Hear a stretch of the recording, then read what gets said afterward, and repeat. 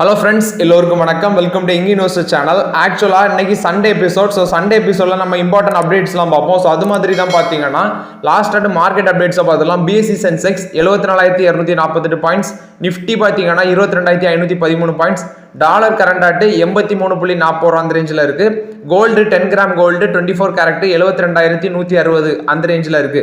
So first இன்னைக்கு நம்ம பார்க்க போகிறதே கோல்டு. அதாவது கோல்டு ஏன் இப்படி விலைவாசி உயர்ந்துட்டே போகுது கோல்டில், அதை பற்றி தான் பார்க்க போகிறோம். ஸோ இன்னைக்கு வர நியூஸில் பார்த்தீங்கன்னா கோல்டு 7,500 விரைவில் டச் பண்ணோம் அப்படின்னு சொல்லி பார்த்துருந்தோம். ஸோ இது சாமானிய மக்களுக்கு ஒரு சவாலாக இருக்குது.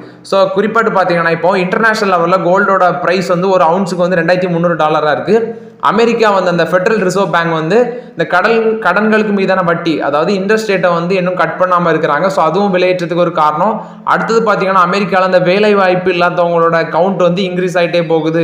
நெக்ஸ்ட் கோல்டு மீதான இன்வெஸ்ட்மெண்ட் அதிகரிச்சுட்டு போகுது. இதெல்லாமே ஒரு ஃபேக்டா இருக்கிறது கோல்ட் பிரைஸ் இன்க்ரீஸ் ஆகிறதுக்கு.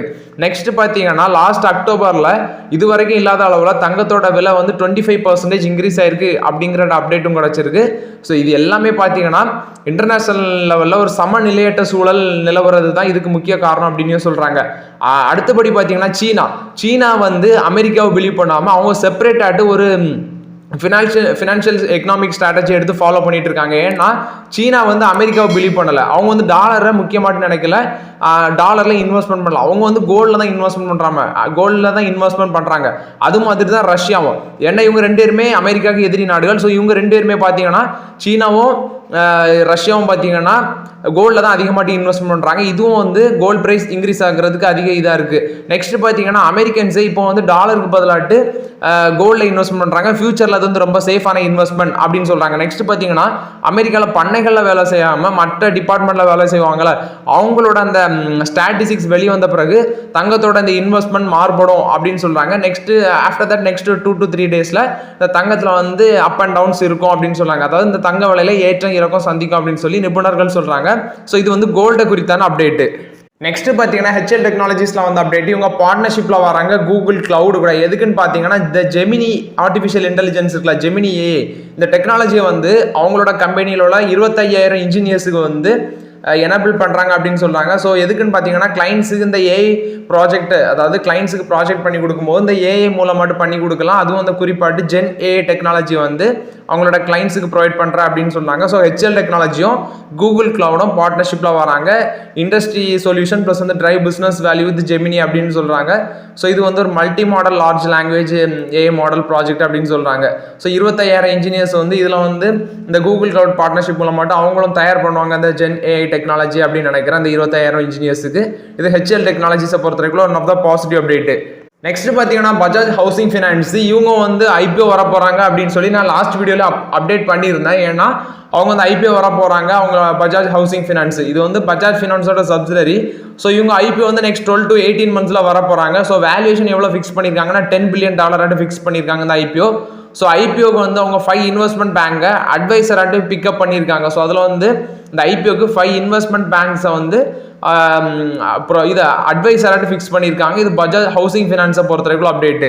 Amazon update. அமேசான் இப்போ என்ன சொல்கிறாங்கன்னா, ஆல்ரெடி வீடியோவில் சொல்லியிருந்தா அவங்க பசார் செட்டப் பண்ண போகிறாங்க. ஸோ அது அவங்களோட அன்பிராண்டட் ப்ராடக்ட்ஸும் அவங்களோட லோ வேல்யூ ஐட்டம் ப்ராடக்ட்ஸும் அதாவது மினிமம் $600 கீழே இருக்கிற ப்ராடக்ட்ஸ், குறிப்பாட்டு apparel, watches, shoe, jewellery, luggage, இந்த டைப் ஆஃப் ப்ராடக்ட்ஸ் எல்லாமே $600 கீழே இருக்கிற ப்ராடக்ட் எல்லாமே பசார் மூலமாட்டு செல் பண்ணலாம் அப்படின்னு சொல்லி அமேசான் முடிவு எடுத்திருக்காங்க.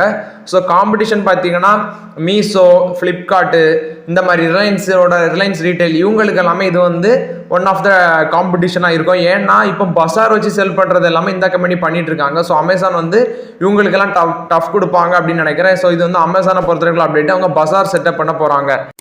நெக்ஸ்ட் பார்த்தீங்கன்னா ஜியோவும் ஏர்டெலை பொறுத்தவரைக்கும் அப்டேட். ஸோ இவங்க ரெண்டு நிறுவனத்துக்கு இடையில ஒரு போட்டி நிலவுது. அதாவது இந்த சேட்டலைட் பேஸ் இன்டர்நெட் ப்ரொவைட் பண்ணுறதுல தான் இந்த FWAன்னு சொல்லுவாங்க. ஸோ இந்த இன்டர்நெட் ப்ரொவைடிங்கில் தான் இவங்க ரெண்டு பேத்துக்குள்ள போட்டி நிலவுது. பாரதி ஏர்டெல் என்ன சொல்கிறாங்கன்னா, முகேஷ் அம்பானி ஜியோ நிறுவனத்தோட யூட்டில்சாட் ஒன்வெப் அப்படிங்கிற நிறுவனம் மீது தான் பரபரப்பு குற்றச்சாட்டை பாரதி ஏர்டெல் வைக்கிறாங்க. அதாவது ஒதுக்கப்பட்ட செயற்கைக்கோள் அலக்கற்றைய FWA சேவையாட்டு பயன்படுத்தக்கூடாது அப்படிங்கிறது தான் ஏர்டெலோட புகாராக இருக்குது. ஸோ செயற்கைக்கோள் அடிப்படை அடிப்படையிலான சேவையும் வர்த்தக ரீதியிலான சேவையும் முற்றிலும் வேறானது அப்படின்னு சொல்லி யூட்டில்சாட் OneWeb அதிகாரிகள் வந்து சொல்லியிருக்காங்க.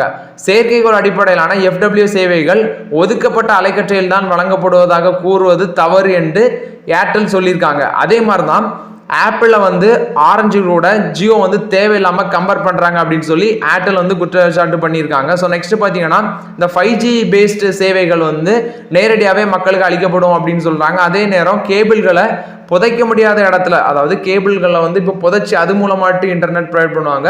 சில இடங்கள் வந்து கேபிளை இது புதைக்க முடியாது, ஏன்னா ஃபாரஸ்ட் ஏரியாவாக இருக்கும். நெக்ஸ்ட் பார்த்தீங்கன்னா மலைகள் இருக்க ஏரியாவாக இருக்கும், அந்த ஏரியாவே ரொம்ப ஹார்டாக இருக்கும். ஸோ அந்த மாதிரி ஏரியாஸில் தான் சேட்டலைட் பேஸ் இன்டர்நெட், அதாவது செயற்கைக்கோள் அடிப்படையிலான செல்ஃபோன் சிம் கார்டு வந்து ப்ரொவைட் பண்ணுவாங்க. ஸோ எனவே இந்த யூட்டில்சாட் நிறுவனம் பார்த்தீங்கன்னா நேரடியாகவே செயற்கைக்கோள் அடிப்படையிலான FWA சேவை வந்து மக்களுக்கு அளிக்கவில்லை அப்படின்னு சொல்லியிருக்காங்க. நெக்ஸ்ட்டு ஜியோவோட போட்டி போடவில்லை அப்படின்னு சொல்லி அந்த நிறுவனத்தோட அதிகாரிகளும் சொல்லியிருக்காங்க. ஸோ FWA அப்படிங்கிற அந்த கம்பியில்லா இணைப்பு சேவை, நான் சொன்ன மாதிரி புதைக்காம சேட்டலைட் மூலமாட்டு இன்டர்நெட் ப்ரொவைட் பண்ணுறது. ஸோ இது வந்து பார்த்தீங்கன்னா 2 நிறுவனமே மக்களுக்கு வழங்கிட்டு வராங்க. ஸோ இதுவும் ஒரு அப்டேட்டு. ஸோ இது ஏர்டெல் ஜியோ பொறுத்த வரைக்கும் அப்டேட்டு. ரிசர்வ் பேங்கோட பாலிசி மீட்டிங் பார்த்தீங்கன்னா மானிட்டரி பாலிசி மீட்டிங் வந்து ஏப்ரல் 3ஆம் தேதி நடந்துச்சு. ஸோ அந்த மீட்டிங்கில் பார்த்தீங்கன்னா இன்ட்ரெஸ்ட் ரேட்டை அன்சேஞ்சாக வச்சிருக்காங்க. தொடர்ந்து 6வது முறையாட்டி இன்ட்ரெஸ்ட் ரேட்டில் எந்த மாற்றமும் இல்லை அப்படின்னு சொல்லியிருக்காங்க. ஸோ அவங்க சொல்கிற சில அப்டேட்ஸ் வந்து அவங்க டிஸ்கஸ் பண்ணியிருக்காங்க. இந்தியாவில் அதிகமாட்டு வெயில் அடிக்குது, நெக்ஸ்ட் வந்து இந்த பருவமழை, இதெல்லாமே டிஸ்கஸ் பண்ணியிருக்காங்க. ஒருவேளை பருவமழை பெய்யாமல் வறட்சி நிலவுச்சுன்னா இந்த பொருட்கள் விலைவாசி உயர்வு அதிகரிக்க சான்சஸ் இருக்கு. ஸோ அதனால வந்து இப்போதைக்கு இன்ட்ரெஸ்ட் ரேட்டை கட் பண்ண சான்சஸ் இல்லை அப்படின்னு தான் சொல்றாங்க. நெக்ஸ்ட் அவங்க சொல்லியிருக்க அப்டேட் என்னன்னா இன்ஃப்ளேஷனை 4% ஆட்டு குறைக்கணும், அதுதான் அவங்களோட இலக்காக இருக்கு அப்படின்னு சொல்லியிருக்காங்க. அவங்க சொல்றது ஒருவேளை வறட்சி ஏற்பட்டுனா அந்த பொருட்கள் விலை வந்து கடுமையாக உயரும். ஸோ அந்த அச்சத்து காரணமாக தான் அந்த வட்டி விகிதத்தை இப்போதைக்கு மாற்றம் பண்ணதுக்கு வாய்ப்பு குறையும் அப்படின்னு சொல்லுவாங்க. அடுத்தது நாட்டோட மேனுஃபேக்சரிங் ப்ளஸ் வந்து growth வந்து 7% ஆட்டு இருக்கும் அப்படிங்கிற ஒரு நம்பிக்கை கொடுத்துருக்காங்க. ஸோ அவங்க சொல்லியிருக்கிறது என்னன்னா 4.5% ஆட்டு பணவீக்கத்தையும் விலைவாசி உயர்வையும் வைக்கிறதுக்கு திட்டமிட்டு இருக்காங்க. ஸோ இது வந்து ரிசர்வ் பேங்கோட மானிட்டரி பாலிசி மீட்டிங்கில் நடந்த அப்டேட்டு. நெக்ஸ்ட் வந்து பார்த்தீங்கன்னா சனோஃபியில் வந்து அப்டேட்டு. சனோஃபி வந்து இந்தியாவில் ஒரு ஸ்பீடி க்ரோத்தை எதிர்பார்க்குறாங்க அப்படிங்கிற அப்டேட் கொடுத்துருக்காங்க. ஸோ அவங்களோட ப்ராடக்ட் பைப்லைனை ரொம்பவே ஃபாஸ்ட்டாக ட்ராக் பண்ணுறாங்க. நெக்ஸ்ட் பார்த்தீங்கன்னா அவங்க கம்பெனி வந்து குறிப்பாட்டு இன்சுலின் செக்மெண்ட்ஸு, நெக்ஸ்ட் வந்து diabetes management, consumer health care business, லோக்கலில் அவங்களோட ப்ராடக்ட்ஸ் ரீச் ஆகிறதுக்கு. ஸோ இந்தியாவில் அவங்க ஒரு ஸ்பீடி க்ரோத்தை வந்து எதிர்பார்க்குறாங்க அப்படிங்கிற அப்டேட் கொடுத்துருக்காங்க. ஸோ ஆல்ரெடி பார்த்தீங்கன்னா அவங்க நம்மளோட இந்தியன் டொமஸ்டிக் கம்பெனிஸ் குறிப்பாக டாக்டர் ரெட்டி லேபரட்டரி, சிப்லா, இவங்களுக்கு கூடலாம் அவங்க வந்து கொலாபரேஷன் வச்சிருக்காங்க. ஸோ அவங்களோட எக்ஸிஸ்டிங் பிராண்ட்ஸ் மூலமாட்டு கொலாபரேஷன் வச்சிருக்காங்க. ஸோ சனோஃபி வந்து பார்த்தீங்கன்னா நியூ ட்ரக்ஸ் எல்லாம் இன்ட்ரடியூஸ் பண்ணி இந்தியன் மார்க்கெட்டில் அவங்களோட க்ரோத் வந்து அதிகமாட்டு எதிர்பார்க்குறாங்க. இது சனோஃபியை பொறுத்த வரைக்கும் அப்டேட்டு.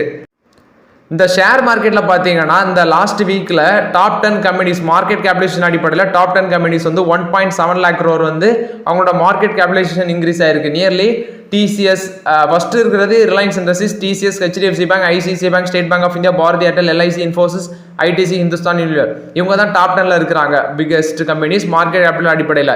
ஸோ இவங்கள்ட்ட வந்து அப்டேட் என்னன்னா ஆக்சுவலாக டாப் 10ல பார்த்தீங்கன்னா ரிலையன்ஸ் இண்டஸ்ட்ரீஸ் வந்து அதிகமாட்டு லாஸஸை ஃபேஸ் பண்ணியிருக்காங்க. HDFC bank, life insurance corporation of India தான் பிக்கஸ்ட் கெய்னராக இருக்கிறாங்க. இவங்களோட ஷேர் தான் ஒன் ஆஃப் த பாசிட்டிவ் ட்ரெண்டில் போயிருக்கு. ஸோ அடுத்தது பார்த்தீங்கன்னா நான் சொன்ன மாதிரி இந்த HDFC பேங்கும் LICயும் ஒரு டாப் 10ல இருக்கு. BSE பார்த்தீங்கன்னா அந்த சென்செக்ஸ் வந்து 596.87 பாயிண்ட்ஸ் மேலே போயிருக்கு, 0.81%, 74,501 பாயிண்ட்ஸ் ஏப்ரல் 4ஆம் தேதி, இதான் ஆல் டைம் ஹையாக இருந்துச்சு. ஸோ இதில் பார்த்தீங்கன்னா TCS, HDFC bank, state bank of India, LIC இவங்க வந்து கெய்னராக இருந்தாங்க அந்த டாப் 10ல. Reliance Industries, ICICI Bank, Bharti Airtel, Infosys, ITC, Hindustan Unilever இவங்க வந்து லாஸஸை ஃபேஸ் பண்ணியிருந்தாங்க அவங்களோட மார்க்கெட் கேபிடலைசேஷன் வேல்யூஷனில். HDFC பேங்க் பார்த்தீங்கன்னா கிட்டத்தட்ட இந்த வாரத்தில் 76,880 கோடி வந்து மேலே போயிருக்கு, அவங்களோட மார்க்கெட் கேபிடலைசேஷனுக்கு உதவி இருக்காங்க, மேலே போயிருக்கு.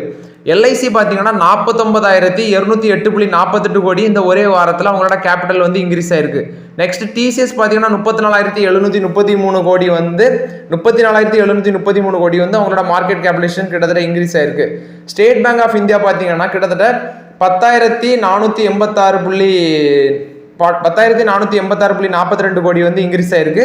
ஸோ ரிலையன்ஸ் இண்டஸ்ட்ரீஸ் பார்த்தீங்கன்னா கிட்டத்தட்ட 38,465.95 கோடி வந்து இழந்திருக்காங்க மார்க்கெட் கேபிடலைசேஷனை. ஸோ இது ரிலையன்ஸ் இண்டஸ்ட்ரீஸ் ப்ளஸ் வந்து டாப் 10 கம்பெனிஸை பொறுத்தவரைக்கும் அப்டேட். சில கம்பெனிஸ் வந்து மார்க்கெட் கேபிடலைசேஷன் இழந்திருக்காங்க, சில கம்பெனிஸ் வந்து மார்க்கெட் கேபிடலைசேஷன் உயர்ந்திருக்கு. ஸோ இது டாப் 10 கம்பெனிஸை பொறுத்தவரைக்கும் அப்டேட். டெஸ்லாவை பொறுத்தவரைக்கும் அப்டேட். ஆக்சுவலாக அந்த ஆர்டிஃபிஷியல் இன்டெலிஜென்ஸ் டிபார்ட்மெண்ட்ல ஒர்க் பண்ணுற அவரோட கம்பெனியோட இன்ஜினியர்ஸுக்கு வந்து சேலரி ஹை கொடுக்கறதுக்கு மஸ்க் விருப்பம் தெரிவிச்சிருக்காரு. ஸோ அவரோட எக்ஸ்பேஜில் இது குறித்தான முடிவை சொல்லியிருக்காரு. 4 இன்ஜினியர்ஸ் வந்து ஒரு கம்பெனியில் வேலை பார்த்துருந்தவங்க வெளியே போயிட்டாங்க.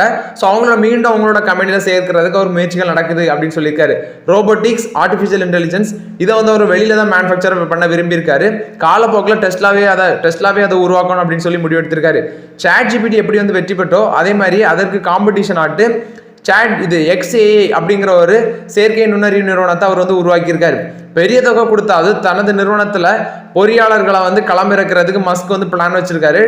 டெஸ்லால மிக முக்கிய பணியாளர்களாக இருந்தவர் ஒருத்தர் தான் ஆந்திரோஜ் கர்பாத்தி அப்படின்னு சொல்றாங்க. இவர் வந்து பார்த்தீங்கன்னா மஸ்க் லாஸ்ட் 2022ஆம் ஆண்டு இழந்திருக்காரு. ஸோ டெஸ்லாலேருந்து விலகிய ஆந்திரோஜ் பார்த்தீங்கன்னா மீண்டும் இந்த ஓப்பன் ஏஐ குழுவிலே சேர்ந்திருக்காரு அப்படின்னு சொல்லியிருக்காரு. நெக்ஸ்ட் அவர் பக்கம் வந்து கிட்டத்தட்ட 200 அட்டகாசமான பொறியாளர்கள் இருக்கிறாங்க. அதாவது முக்கிய பிரமுகர்கள் வந்து வெளியே போனாலும் கிட்டத்தட்ட 200 அட்டகாசமான இன்ஜினியர்ஸ் வந்து அவர் கைவசம் இருக்கதா சொல்லியிருக்காரு. ஸோ டெஸ்லா வந்து பார்த்தீங்கன்னா ஒரு வெற்றி பாதையை நோக்கி முன்னேறி செல்வதாக தான் சொல்லியிருக்காரு. ஸோ இது மஸ்க் வந்து அவரோட எக்ஸ் பேஜில் வந்து வெளியிட்ட அப்டேட்டு. இது ஒரு டெஸ்லாவை பொறுத்தவரைக்கும் அப்டேட்டு. ஸ்டெரைட்ஸ் ஃபார்மால வந்து அப்டேட்டு. ஸோ இவங்களுக்கு வந்து யூஎஸ் எப்படி அப்சர்வேஷன் கொடுத்துட்டு போயிருக்காங்க. கிட்டத்தட்ட 2 அப்சர்வேஷன் கொடுத்துருக்காங்க. அவங்களோட சென்னை பிளான்ல இன்ஸ்பெக்ஷன் பண்ணியிருந்தாங்க. ஸோ அந்த இன்ஸ்பெக்ஷனுக்கு அப்புறம் தான் 2 யூஎஸ் எப்படி அப்சர்வேஷன் கொடுத்துருக்காங்க. ஸோ ஓகே ஃப்ரெண்ட்ஸ், ஆக்சுவலாக சண்டே எபிசோடில் சில இம்பார்ட்டன்ட் அப்டேட்ஸ்லாம் பார்த்தோம். ஸோ இந்த வீடியோ உங்களுக்கு பயனுள்ளதாக இருந்துச்சுன்னா அந்த வீடியோ லைக் பண்ணுங்கள், சப்ஸ்கிரைப் பண்ணுங்கள், கமெண்ட் பண்ணுங்கள். Okay friends, thank you.